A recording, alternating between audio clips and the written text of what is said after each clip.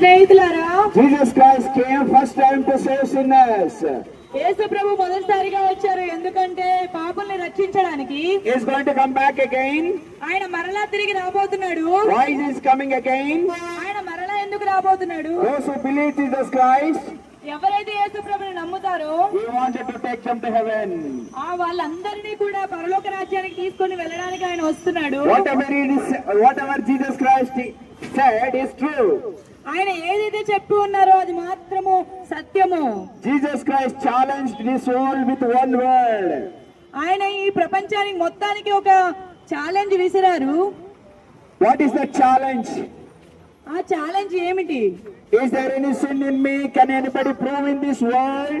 నాలో పాపం ఉందని ఎవరైనా కనుగొనగలరా? ఈ ప్రపంచం మొత్తంలో ఎవరైనా కనుగొనగలరా? So far 20-25 years nobody found sin in Jesus Christ.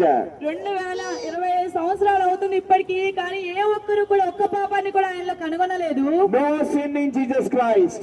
ఏ పాపము కూడా లేదు యేసు ప్రభులో. Do you know Jesus Christ? మీకు యేసు ప్రభు ఎవరో తెలుసా? Jesus Christ is a holy. యేసు ప్రభు పరిశుద్ధమైన మనిషి.